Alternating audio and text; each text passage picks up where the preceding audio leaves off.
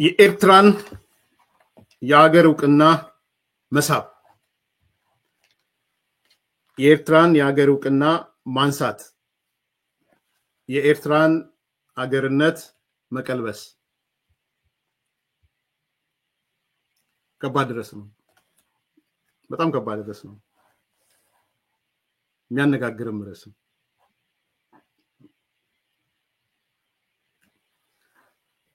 በትላንትናው ዕለት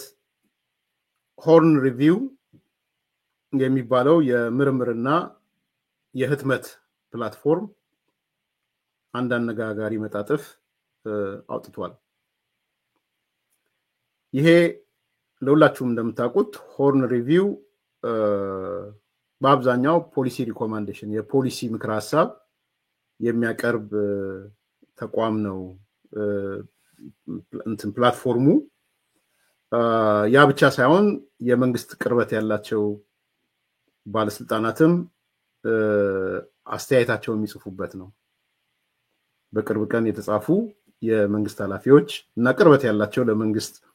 የሆኑ አካላቶች የጻፏቸው ነገሮች ሆርን ሪቪው ላይ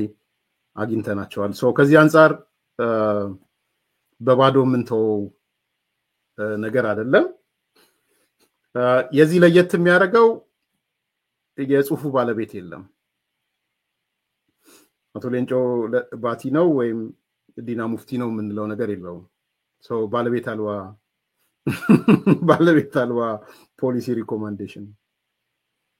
ይሄ በራሱ የሚነግረን ነገር አለ ብዬ አምናለሁ። ይሄ ባለቤት አልባ መጣጥፍ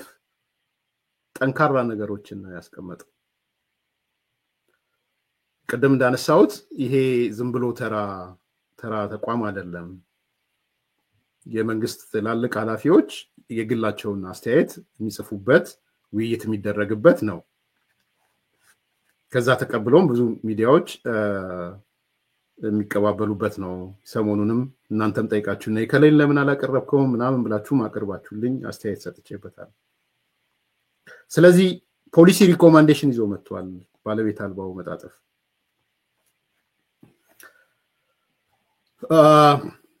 ይገባኛል ለምን ባለቤት አልባም እንደሆነ እጠረጥራለሁ እነማንም እንደጻፉት። ኢን ኤኒ ኬዝ ግን ለኛ ለውይይት ይጠቅመናል ብዬ ስላሰብ አንዳንድ መሰረታዊ ሐሳቦችን አነሳላችኋለሁ። Eritrea unraveled the case of Ethiopians reversal of state recognition ነው የሚለው። ባጭሩ ምን እያለን ነው?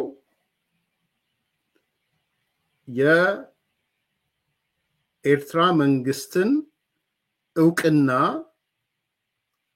ዕውቅና መሳብ አለበት ነው የሚለው።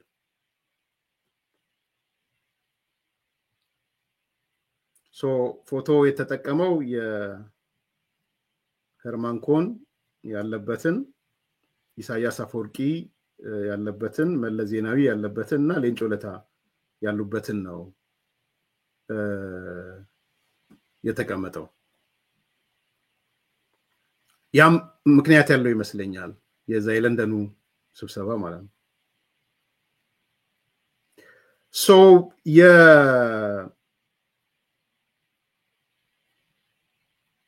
ጽሁፉ ይዘት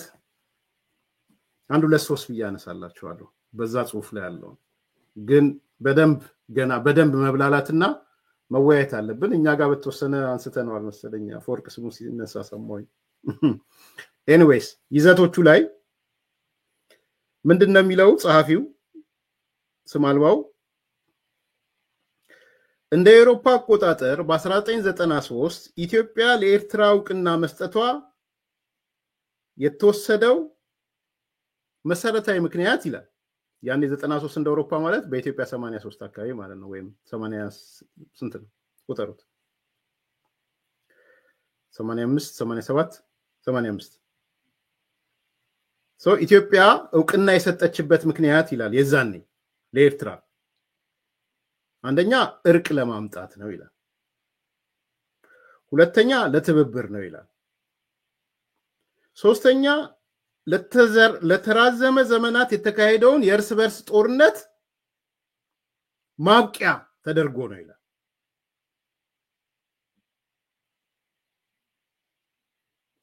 ስለዚህ ይሄ እውቅና ሲሰጥ አሲዩሜት ማለት ይሳካል ተብሎ የታሰቡ ነገሮች ሰላም ይመጣል እርቅ ይመጣል ትብብር ይመጣል ኮላቦሬሽን አለ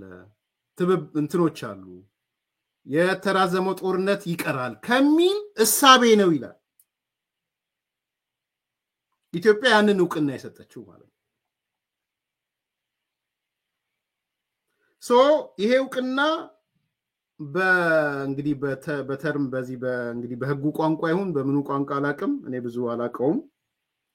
የእናት ሀገር እውቅና ነው የሚባለው ይላል ማዘር ስቴቷ የምትሰጠው እውቅና ማለት ነው ወይ ማዘር ስቴት ፐርሚሽን ይለዋል ዘለ ኤርትራ ያገኘችው እውቅና የማዘር ስቴት ፐርሚሽን ነው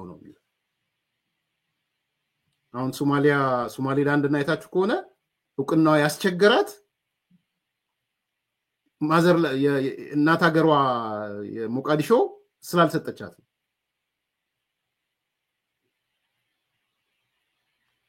አልሰጠቻትም እሱ ነው ትንሽ ግልጽ እንድትሆኑ ምን ማለት ነው የሚለውን ትርጉሙን ማለት ነው ኤርትራ እንደ ሀገር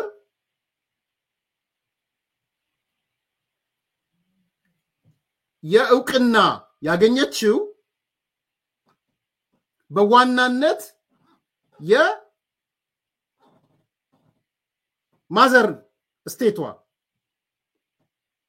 ኢትዮጵያ የምትባለው ማለት ነው እውቅና ስለሰጠቻት ነው የዚህ መሰረታዊ ምክንያት ደግሞ ታሳቢ የተደረገው ነገር በዋናነት ሰላም ይመጣል ትብብር ይመጣል ፕሬሚሶቹ ማለት ነው እርቅ ይመጣል ጦርነቱ ይቆማል ከሚል ነው እናት ሀገሯ የሰጠቻት ነው ማዘር ስቴት ፐርሚሽን ማለት ነው ከዛ ምን ይላል ይሄ ፕሬሚስ ተጥሷል ነው የሚለው ይሄ አሰምፕሽን በዜሮ ተባስቷል ነው የሚለው ቀጥሎ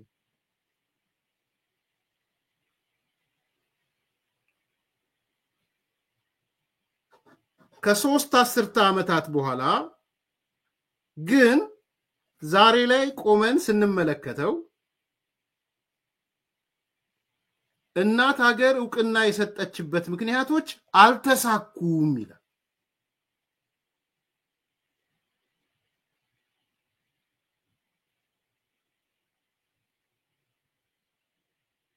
ተረድቷችኋል ምን ይያል እንደሆነ እናት ሀገር ኢትዮጵያ ወይም እንግዲህ እናት ሀገር ልበለውና ወይም ማዘር ስቴት ፐርሚሽን የሰጠችው ቅድም ያልኩትን አስዩም አርጋ ነበር አሁን ተመልሶ ሲገመገም ግን ያ የተባለው እውቅና አልተገኘም ነው የሚለው ማለት ያ የተባለው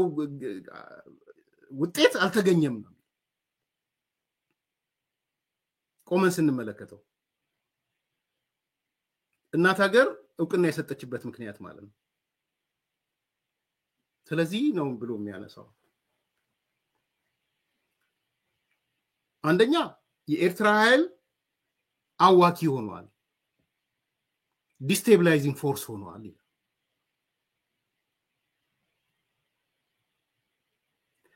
ሁለተኛ ኤርትራ እንደ አንድ ኃላፊነት የሚሰማው ጎረቤት እየተንቀሳቀሰች አይደለችም ይላል ሁለተኛ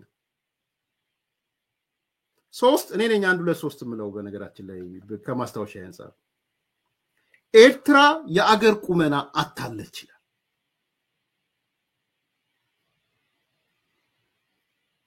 አራት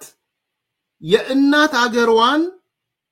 ወይም እዚህ ይሄ ማዘርስ ስቴት ፐርሚሽን የሰጠችውን ኢትዮጵያን ደህንነቷን እያወከች ነው ልማቷን እያደናቀፈች ነው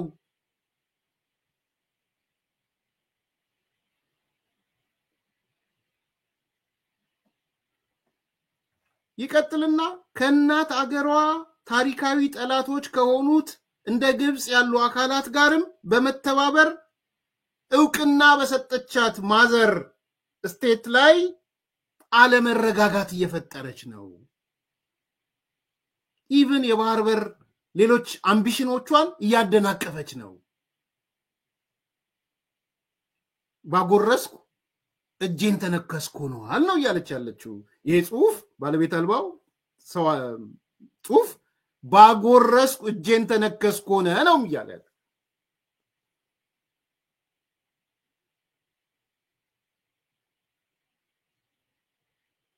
እውቅና ስታገኝ የነበረው ዓላማና አሁን ያለው ውጤት የተለያየ ሆኗል ያጎረስኳት ባጎረስኩ እጄን ተነከስኩ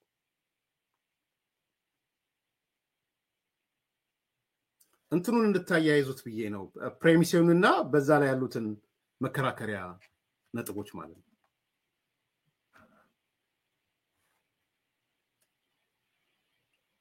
ስለዚህ የታሰበውን አውትካም አላስገኘም ነው ይላል ኢንቴንድድ አውትካም እንለው አይደል የሆነ ነገር ስትራቴጂክ ዶክመንት ጽፉ ማሳካት የምትፈልጉት ግብ የሚል ታስቀምጣላችሁ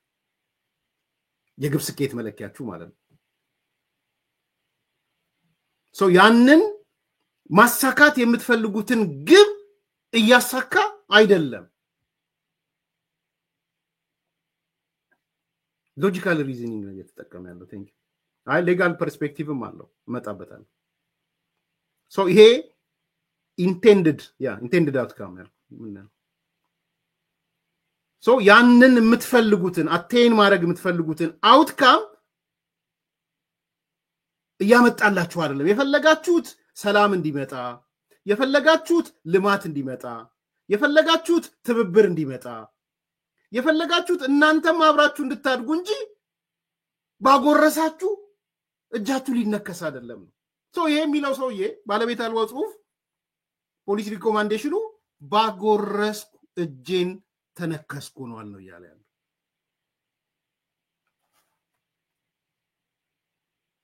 አጉርሼ ሳበቃ እጄን ነከሰችኝ ነው ያለው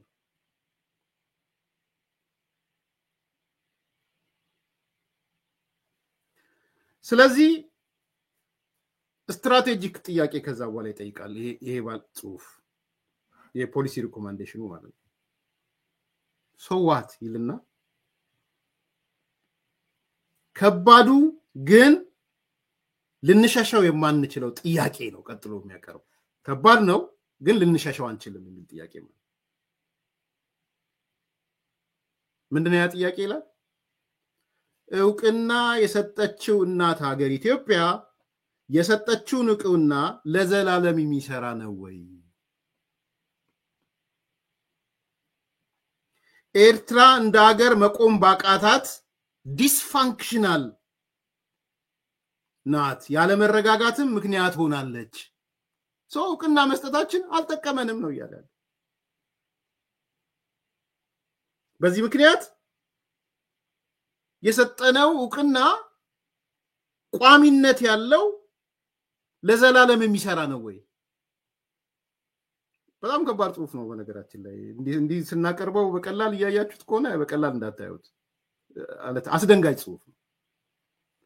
አሚን እኔና ፎርቅ ተነጋግረንበታል ታቃላ አይታችኋል አይደል እንደውም ፕራይም ሚኒስትሩን ጠቅሶ if the worst comes እውቅና መንፈግም ይመጣል ብሎ ጠቅላይ ሚኒስትሩ ተናግሯል በነገራችን እንደ ቲፕ እንዲሆናችሁ በሳይድ እንድትሰሙ ነገሩን ያካበድከው ከሄድክ እውቅና መንፈግም ይመጣል የሚል የጠቅላይ ሚኒስትሩ ንግግር አለ አፎርቅ ጋም አውርተናል እዚህ እኛ ሚዲያ ላይ አውርተናል I think ፌቨን ስልጣን ሾው ይቻላል አንዳንዴ የምትሰነዝረው ብትር እጥፍ ብትር ሊመጣብ ይችላል ሶ ይሄ ስንሰጥሽ አሁን እኮ ምንድን መሰላችሁ የእናትና ልጅም ነገር ከሆነ 18 ዓመት ሞልተሃል ራስን ቻል ምናምን ብላችሁ ሄዳችሁ ግን የአይምሮ ዝግጅቱ ወደዛ ባልገባ ደስ ይለኛል ይቅርብኝ ኦኬ ለተወሱ ኮሪሌት ማለት የሆነ ሆኖ አገር ስትምለሽ ስትጂ የአገር ምስረታሽ ትግል አለ ምናምን አለ በደም አለ ልክ ነው እሱን እንቀበላለን ጦርነቱን ያስቆማል እውነት ነው ጦርነቱን ያስቆማል ቀጥሎ ደግሞ የጋራ መተባበር ምናምንም እንፈልጋለን እሱም አለ እኔንም አታውኪኝም ነው እኔም መታወክ የኔም ጥቅም መቅረት የለበትም ነው ደንቃራ መሆን የለብሽም ነው አሁን ግን የሆነው ነገር ባጎረስኩ እጄን ተነከስኩ ነው ቢ ነው ያለች አለች የዚህ ጽሁፍ ባለቤት እሱ ነው ያለ ያለው ስለዚህ እውቅና የሰጠችው እናት ሀገር ኢትዮጵያ የሰጠችው እውቅና ለዘላለም የሚሰራ ነው ወይ ይሄ ስትራቴጂክ ጥያቄ ሆኖ መጣ ማለት ያውም ኤርትራ እንደ ሀገር መቆም ባቃታት ዲስፋንክሽናል በሆነችበት ሁኔታ የሚሰራ ነው ወይ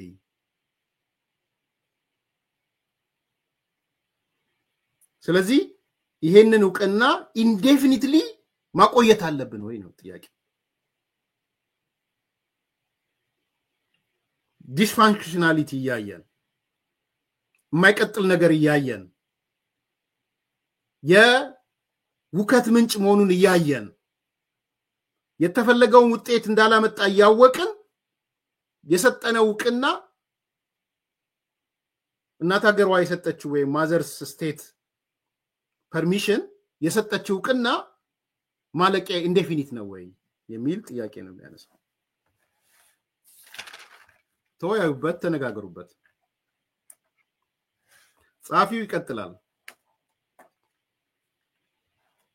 እኔ ይሄን ሳነሳ ይላል ከባዶ ተነስቼ አይደለም የሚያነሳው ይላል ቀጥሉ ህጋዊ መከራከሪያም አለኝ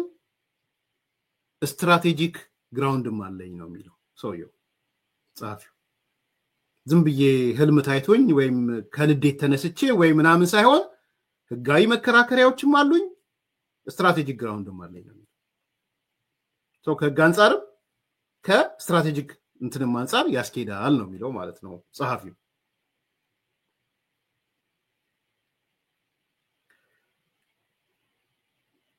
ስለዚህ ይላል አንደኛ እውቅና መስጠት ቋሚም አይደለም መቀልበስም ይችላል ይላል recognition of a state is neither permanent nor irrevocable ይላል ሪቮክ ማድረግ ይቻላል ማለት ቋሚም አይደለም መቀልበስም ይችላል ነው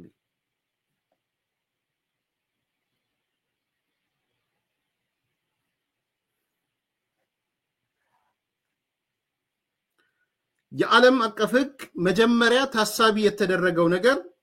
በተኮላሸበት ሁኔታ እውቅናውን ጠብቀህ አቆየው ብሎ አያስገድድም ሌጋል አንዱ የሚያነሳው ኢሮድድ ሆኗል ስለዚህ መጀመሪያ አስዩም ያረከው ያሰብከው ነገር ተኮላሽቷል ተበላሽቷል ኢሮድድ ሆኗል ታጥቦ ጠፍቷል ይሄ በሆነበት አይ በዛ ቁመና ላይ ቆይልህ የሚልህ ነገር የለም ነው የሚለው ሁኔታው ተቀይሯል ነው ያለው አንዱ መከራከሪያ ይሄ ነው ማለት የህግ ጉዳይ ተከራከሩበት አሁን የህግ ዳጠብቁኝ ነኝ ለናንተ ያቀረብኩላችሁ የህግ ሰው ፈልጋል ፖለቲካ ነገሩንና እዚህ የተጻፈውን ጽሁፍ ነው በመችለው በገባይ መጠን ያነሳውላችሁ ያለውት በጣም ያናድድ ዛሬ ብዙዎቹ ጨርቃቸው እንደሚጥሉ አቃል ጦርነት አዋጅ ምናምን እንኳን እየተነስቶ የቀይ ባህር ያስፈልገናል ስትል እንኳን የነበረ ነገር ባለበት ብድግ ብለ መጣ ኖ ስትራቴጂካሊም ሌጋሊም ስናየው እውቅናውን መሳብ አለብን ስትል ሊፈጠር የሚችለው ነገር አስቡት ያው ወይ እኔ እንደ ኢትዮጵያ መንግስት ይወስዱኝና ተርጉሞ ለሌላ አካል የሚሰጡት ይሆናል ይሄው አያችሁ እንዲህ ነው የሚያስቡት ብለው እኔ የምሬን ነው ለማንንም አላናገርኩም ጽሁፉን አይቼ የመጣሁት የመንግስት አቋም ነው ወይ አላቅም የራሴ አፔንድ እንትኖች አሉኝ የራሴ አስተያየቶች አሉኝ ግን በኢትዮጵያ ፖለቲካ ምህዳር ውስጥ ነገሮችን ከፍ አድርጎ መነጋገርና መወያየት የሚያስፈልግበት ስቴጅ እንደደረሰ ግን ገብቶኛል አሁን ማለት ምን ነጋገርበት ነገር ከፍ ይያለ ነው ተሽተሽ አይደለም የሰበሮሬ ምናምን የዚህ ሰው አይደለም እስቲ ከፍ አድርገን እንነጋገራለን አዋቂ ያሰብነው እንዲ ነበር ያሰብነው ነገር አልተሳካም እውቅና ደግሞ የሰጠነው እኛ ነን ማዘርላንዷን የሰጠችው ሰተን አጉርሰን ያጎረስነው ነገር ስናጎርስ ተነከስን ተነክሰን መቀጠል አለብን ወይ ነው ያለ ያለው ኢየሱስ ይሄ ደግሞ መቀጠል እንደሌለብን ህጋዊ ምክንያቶችም አሉ ስትራቴጂክ ግራውንድም አለ ነው ያለ ያለው እውቅና መስጠት ቋሚም አይደለም መቀልበስም ይችላል ነው ያለ ያለው ምክንያቱም የዓለም አቀፍ ህጎች መጀመሪያ የነበረውን አስዩም ያረከውን ነገር ታሳቢ ያደረከውን ነገር ከተኮላሸ ከጠፋ ኢሮድድ ከሆነ ከተሸረሸረ እንዴት ብለ ነው እዛ ላይ ሙጭጭ የምትለው ነው የመከራከሪያው ሌጋል መከራከሪያው እሱ ነው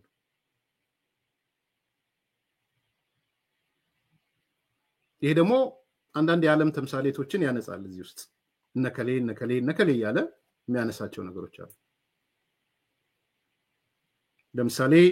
የታይዋንና የቻይናን ጉዳይ ያነሳል የፓኪስታንና ባንግላዴሽን ጉዳይ ያነሳል የምስራቅ ጀርመንን ጉዳይ ያነሳል ሪዩኒፊኬሽኑን ማለት ነው የምስራቅ ጀርመን ሪዩኒፊኬሽን ከዚህ ጋር የተሳሰረ ነው የሚለው ዓለም አቀፍ ልምዶችም አሉ የሚል ነገር እንግዲህ ምሁራኖች ታይዋንና ታና ፓኪስታንና ባንግላዴሽ ምስራቅ ጀርመን ምናምን ያላችሁ ሐሳብ ስጡበት ተነዋያዩበት ተነጋገሩበት እኔ ዛሬ ዝም ብዬ ጠቆም ያረኩ ነው የሚሄደው ዲቴል አልገባ ዓለም አቀፍ ኤክስፒሪየንስም አለ ሌጋል እንትኖችም አለ ነው የሚለው አንደኛው ፖይንት ይሄ ነው ስለዚህ ከህግ አንፃር የዓለም አቀፍ ህግ መጀመሪያ ታሳቢ የተደረጉ ነገሮች በተኮላሹበት ኢሮድድ በሆኑበት ሁኔታ እውቅናን ጠብቀህ ቆይ የሚል አስገዳጅ ሁኔታ የለም ነው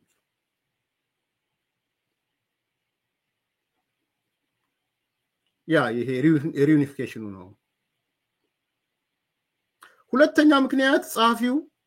ባለቤት አልባው ስም አልባው ጻፊ ኢትዮጵያ እንደውም ልዩ ህጋዊና ስትራቴጂክ መከራከሪያዎችም አሏት ነው የሚለው ይሄ ሰው እንደውም በዛ ሁኔታ ለየት ያሉ ነገሮችም አሉ Ethiopia as a mother state retains an even more exceptional and strategic standing in this context ብሎ ነው የሚለው even ከዚህ ቀደም ከተቀስነው በተጨማሪ ኤክሰፕሽናል የሆነ ነገሮች አሏት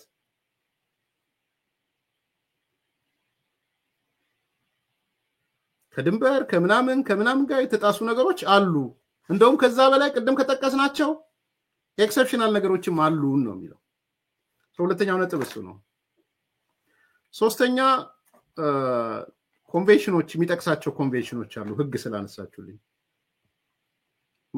ሞንቴቪዲዮ ኮንቬንሽን የሚባል መኖሩን ያነሳል ዲቴይል አላቀውም ስለዚህ ይሄ ኮንቬንሽን እንዲላል አላያችሁም በጽሁፍ ውስጥ ያለው ግን ይሄ ኮንቬንሽን አራት ነገሮችን አንድ ሀገር መንግስት ነው ለመባል አራት ነገሮችን ማሟላት አለበት ይላል ለሀገር ለመሆን አራት ቁልፍ ጉዳዮች አሉ ነው አንደኛ ቋሚ ነዋሪ ህዝብ ሊኖር ይገባል ሁለተኛ ግልጽ ግዛት ቴሪቶሪ ሊኖር ይገባል ሶስተኛ ኢፌክቲቭ ገቨርንመንት ሊኖር ይገባል አራተኛ የውጭ ግንኙነት አቅም ሊኖር ይገባል አራቱ መገኘት አለባቸው በዚህ ኮንቬንሽን መሰረት ማለት ይሄ ጻፊ ምን ይከራከራል ከዛ በኋላ አራቱም የሉም ይላል አራቱም የሉም ነው የሚለው አራቱም ጠፍተዋል ነው የሚለው ነዋሪ በተመለከተ የማቋረጥ ብሔራዊ ውትድርና ውስጥ የገባች አገር፣ ስደት የጨረሳት አገር፣ ወጣት አልባ የሆነች አገር፣ በተለይ ስደት ወደ ኢትዮጵያ፣ ወደ አውሮፓ ህብረት፣ ወደ ሰሜን አሜሪካ፣ ወደ ዩጋንዳ፣ ወደ ሩዋንዳ፣ ወደ ኬንያ፣ ወደ ሳውዝ አፍሪካ የሚሰደዱባት ሀገር ሆናለች። ዜጋ አለ ብለን ለማለት የምንቸገርበት ሁኔታ ገብቷል። ነዋሪውን በተመለከተ የሚነን ሁለተኛ ከመንግስት አንፃርም ቢሆን መንግስት የለም ነው የሚለው። መንግስት የሚባል ዲፋይን የምናደርገው መንግስት የለም። ያው ፒኤፍዲጄ የሚባለው የፓርቲ መንግስት ነው ያለው። ስለዚህ መንግስት የሚባል ነገር የለም። ለምሳሌ መንግስትም ካልን ፍጹማዊ አምባገነን የአንድ ፓርቲ ስርዓት ሚሊቴሪዝም ያለበት ተጠያቂነት የሌለበት ተቋማት የሌሉበት ህገ መንግስት የሌለበት ምርጫ የማይካሄድበት። ስለዚህ ኮንቬንሽኑን ሞንቴቪዲዮ የሚባለው ኮንቬንሽን አንዱ የሚለውን ነገር አያሟላም። ሁለተኛ የሚያነሳው። ሶስተኛ ከውጭ ግንኙነት ከምንም አንፃር ብናየው የቀጠናው ረባሽ የቀንዱ አዋኪ በሚል ነው የተቀመጠው። ላለፉት 30 ዓመታት በኢትዮጵያ ላይና በሌሎችም ላይ በአዋኪነት የተሰማራ መንግስት ነው ያለው። አሁንም ድረስ ኢትዮጵያ ላይ ታጣቂዎችን እየመለመለ እያሰለጠነ እያስታጠቀ እያደራጀ ሚልክ ኃይል ነው። ይሄ ኃይል ፋኖ በሉት ይጠቅሳል፣ ኦላ ይላል፣ ቲፒኤልኤፍ ክፋዩ ይላል፣ ወዘተ እያለ ያነሳል ማለት። ስለዚህ በውጤት ደረጃ ስናየው ኤርትራ ማለት ዲፋክቶ አንቲ ስቴት ነው የሚለው። የኢትዮጵያ ጸረ መንግስት የሆነ መንግስት ነው ያለው ማለት። ስለዚህ ቅድም የተቀመጡት አራቱ የሞንቴቪዲዮ ኮንቬንሽን የሚባሉትን ቋሚ ነዋሪ ህዝብ፣ ግልጽ ግዛት ወይም ቴሪቶሪ፣ ኢፌክቲቭ ገቨርንመንት፣ የውጭ ግንኙነትና የሚባለው ሙሉ ለሙሉ ጠፍተዋል ነው ያለው። ስለዚህ በዚህ እነዚህ ምክንያቶች መሳብ እንችላለን ነው ያለው። ከዛ ግን በዛ አላቆመም። ከዚህ ጋር ተያይዞ የሚነሱ ክሪቲክሶች እንዳሉ ገነዘባለሁ ይላል ጸሐፊው። ክሪቲክሶች አሉ፣ ትችቶች ሊኖሩ እንደሚችሉ አውቃለሁ፣ ቻሌንጆች ሊኖሩ እንደሚችሉ ተግዳሮት እንደሚን አውቃለሁ። ለምሳሌ የቅኝ ግዛት ዘመን ድንበሮች እኮ መከበር አለባቸው የሚል ነገር እንደሚመጣ አውቃለሁ። ኤርትራ የተባበሩት መንግስታት አባል ናት እኮ፣ ይሄ እኮ የሌጂቲሜሲ ማረጋገጫ ነው የሚሉ ጥያቄ ሊነሳ እንደሚችል አውቃለሁ።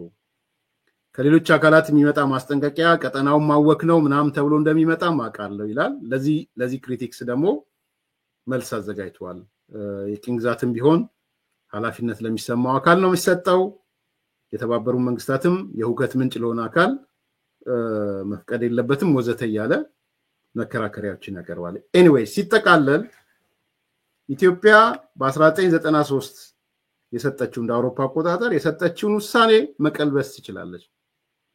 ስትሰጥ ሰላም ይሰፍናል፣ ትብብር ይመጣል ብላ ነበረ። ይሁን እንጂ ታሳቢው ፍላጎቱ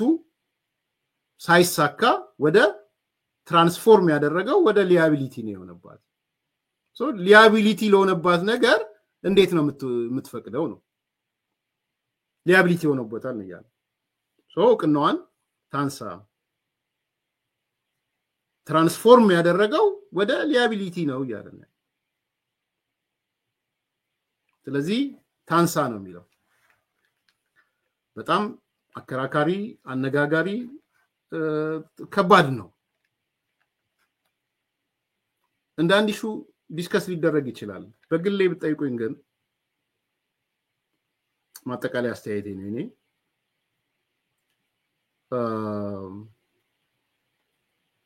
ፎከሳችን የቱ ጋር ቢሆን ነው የሚሻለው የሚለውን እኔ ፐርሰናሊ አስተያየቴ መስጠት ፈልጋለሁ። አይ ቲንክ የቅድሚያ ፎከሳችን የኢሳያስን መንግስት ማስወገድ ነው መሆን ያለበት። ለዛ ነው ማምነው ኢሳያስ must go ኢሳያስ መሄድ አለበት I think የችግሩ ማጠንጠኛ ኢሳያስ አፈወርቂ የሚባል ሰው ነው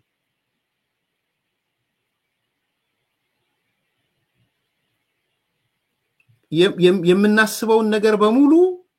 ከኢሳያስ በኋላ እናሳካለን የሚል ተስፋ አለኝ እኔ በነገራችን ዋናው ደንቃራ ዋናው እንዲህ አይነት ነገር ውስጥም ሳይገባ እንደ ሐሳብ እንሸራሸር እንዳልኩት እንሸራሸር ምክንያቱም መንሸራሸሩ አይከፋም ከፍ ያለ ውይይት ስለሆነ በከፍታ ነው እየተበረረ ያለው ግን የመጀመሪያው በቃ አንዳንዴ የቁልፍ ጉዳይ የሚባለው አይደል ስትወጣም ስትገባም ስተኛም ስትነሳም ከወዳጆችም ከማንም ስታወራ ምን ስትል የቅድ ማጠንጠኛ የምን ማጠንጠኛ ረፍት ሚነሳ ነገር ምናምን እሱ ኢሳያስን ማስወገድ ነው መሆን ያለበት ኢቭን ሻቢያን ማለት እኔ ይሄ ኤርሚያስ እምነት ነው በጽፈም እሱን ነው መጽፈው ርብርባችን ኢነርጂያችንን ማውጣት ያለብን ዋናው ዓለም ኢሳያስ መሄድ አለበት የሚል ምራባውያን እንደደመደሙት ሌሎቹም እንዲደመድሙ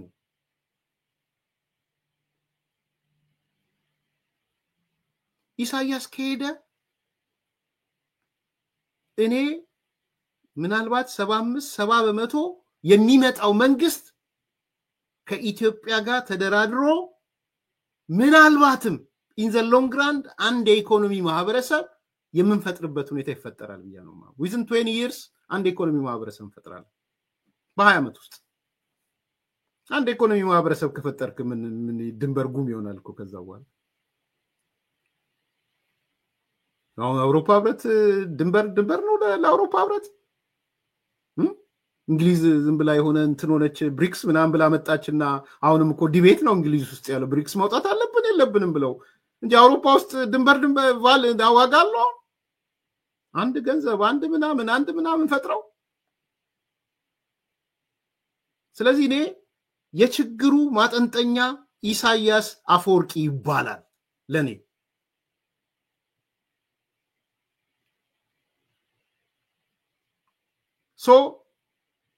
በኤርትራውያን ትብብር በዋናነት በራሳቸው በኤርትራውያን በኢትዮጵያ ድገፋ because for every action there is equal and opposite reaction እንደውም የበለጠ ሊኖር ይችላል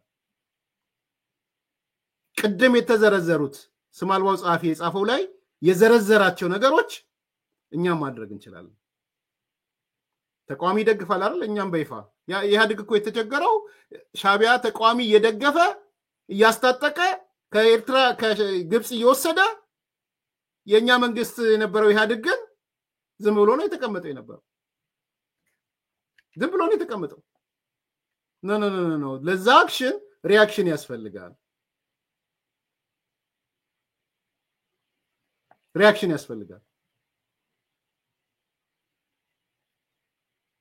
ስለዚህ የእሱ የሚያደርገውን አድርጎ ኢሳያስን በጊዜ እድሜ ወስደዋል ጥያቄ የለኝም በሱ የሱ የመሄጃውን ፍጥነት ነው ትልቁ ለኔ ኮር ፖይንት እሱ ነው የብዙ ኤርትራውያን ጥያቄ እሱ ነው ከዛ በኋላ ወደ አንድ ኢኮኖሚ ማህበረሰብ ይመጣል ብዙ ተጠራጠራላችሁ ምን ኢሳያስና ሻቢያ እኮ አንድና አንድ ናቸው እኔ አንድና አንድ ናቸው ይያላም ድሮተር ሲባል ነበር አይደል መለስ ማለት ህወሓት ነው ህወሓት ማለት ኢህአዴግ ነው ምናምን ነው እኔ የኔን ግምት ነው አሁን ፖለቲካሊ ምነግራችሁ ኢሳያስ ቢሄድ ከሻቢያ ውስጥ ሪፎርሚስቶች ይወጣሉ ብያምናለሁ ከኢህአዴግ ውስጥ እንደወጡት ማለት ነው ከሚሊቴሪ ውስጥም ሪፎርሚስቶች ይወጣሉ ሌባ የተነከሩ ወንጀለኞች ምናምን ጀነራል ምናምን እንዳሉ አቃለው እኮ ነበሩ እዚህ ግን ነው ይሄ መንገድ አያዋጣም G15 ከሻቢያ ነው የወጣው G15ኖች እኮ ከሻቢያ ነው የወጡት የዲሞክራሲ ጥያቄ ህገ መንግስት ጥያቄ ምናምን ጥያቄ የጠየቁት G50ዎች የሻቢያ ልጆች እኮ የበረሃ ጊዜ የነበሩ አብሮ እኮ ወዳጆች ጓደኞች እኮ ናቸው G50 ይመጣል ተብሎ ታስቦ ነበር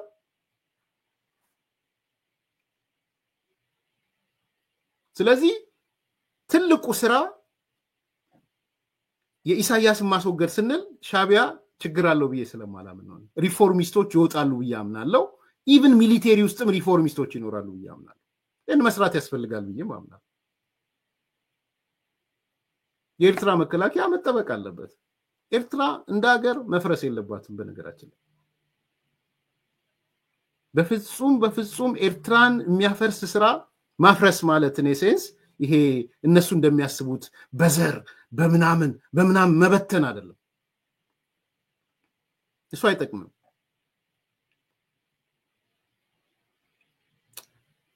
ኃላፊነት የሚሰማው መንግስት ነው ኤርትራ ላይ የሚያስፈልገው አስመራ ላይ የሚያስፈልገው ያ መንግስት ከመጣ የኢትዮጵያ ፍትሃዊ ጥያቄን ይቀበላል የሚል እምነት አለኝ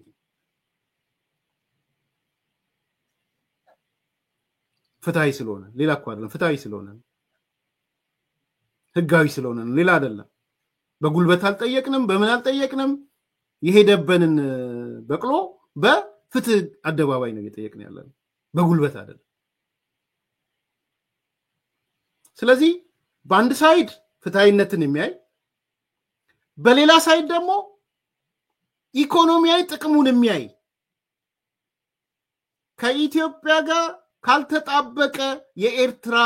ህዝብም መንግስትም ትርጉም አልባ ነው የሚሆነው ባለፈው አንድ ነግሬያቸዋለሁ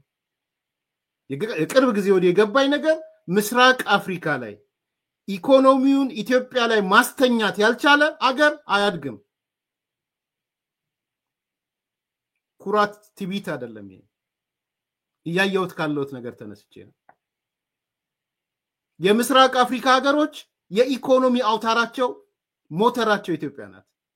የኢትዮጵያ ሞተር ትልቁ ሞተር ሲነሳ ነው የሌሎቹ ሞተር የሚነሳው እየገባኛል አሁን እሱ ነው ትልቅ ሞተር ነን በነገራችን ላይ አሚን ይሄን ስል ሌሎቹ ትንንሽ ሞተሮች ብቻ ናቸው ያልኩ አይደለም እኩልም ሞተር ሊሆን ይችላል ግን የኛ ሞተር መነሳት ጠቅላላ ምስራቅ አፍሪካ ያለውን ሞተር ያስነሳዋል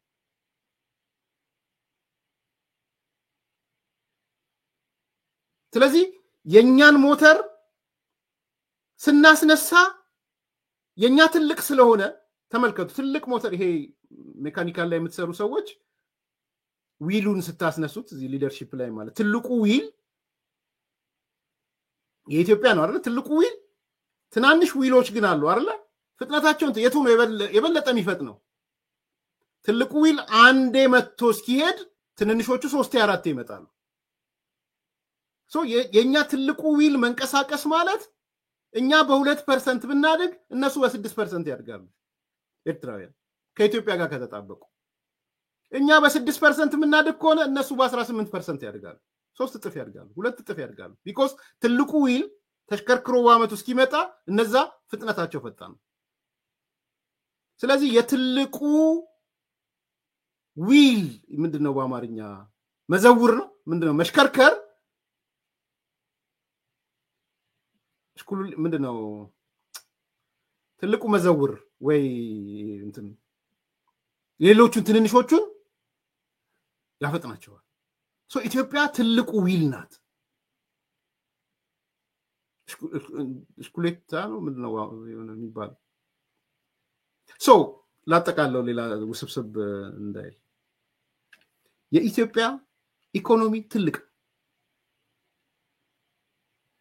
ኢትዮጵያ ምስራቅ አፍሪካን ወይ ታነሳለች ወይ ትገላለች ይሄ ነው አሁን እየመጣ ያለው በኢኮኖሚ አንፃር አሽኩሌታ ነው የሚባለው አይደል ቴንክ ዩ ይሄ እንትኑ ማለት ስለዚህ የኢትዮጵያ ማደግ ለሌሎቹ አብረው ከተጣበቁ በፍጥነት ነው የሚያደርጉት ዛሬ ወጣ ዛሬ ነው ያዩት አንድ ሪፖርት መቼ ዝም ብዬ ስጋለብጥ ነበር አሁን ኬንያ ላይ ከኋላ ተነስተን ትልቁ የኤሌክትሪክ አገልግሎት ትልቁ ምን ሰጠውኛ እንደሆነ ታውቃላችሁ? አሁን ታንዛኒያ ሌሎቹን በልጠናቸዋል። ኬንያ ላይ አሁን እንግዲህ በቅርብ ያለው ዳታ የሚያሳየው ነምበር 1 የኢኮኖሚ የፓወር አቅም ኬንያ ያገኘች ያለችው ከኢትዮጵያ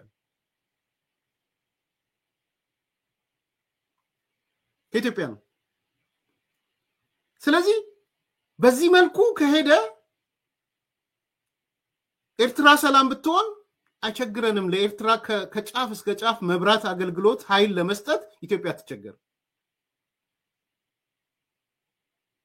ለዚህ ሁሉ ግን ደንቃራው ኢሳያስ አፈወርቂ ይባላል። ሶኔ ዲስከሽናችን እንዴት ኢሳያስ ይወገድ የሚለው ላይ ቢቀድም ጥሩ ነው የሚመስለኝ። በዛ ላይ ኃይል ማሰባሰብ ስራ ቢሰራ ጥሩ ነው የሚመስለኝ። ይሄ እንግዲህ ስል ጦርነት እየሰበኩ ምናምን አይደለም። ኢሳያስን የማስወገድ ስራ ዋናው ስራ የኤርትራውያን ነው። በዋናነት ለኤርትራውያን ነው ድጋፍ የምታደርጉት፣ ምስለኔ አይደለም የሚያደርግላቸው። ስለዚህ ይሄን ነገር ትንንሾቹ ትልቁንም ያንቀሳቅሳሉ። ትልቁ ከተንቀሳቀሰ በኋላ ግን ትንንሾቹ ፈጣን ናቸው ነው አይደለ? ሳሚ ተሳሳትኩ እንዴ? አንድ አለ እዚህ እንትን ላይ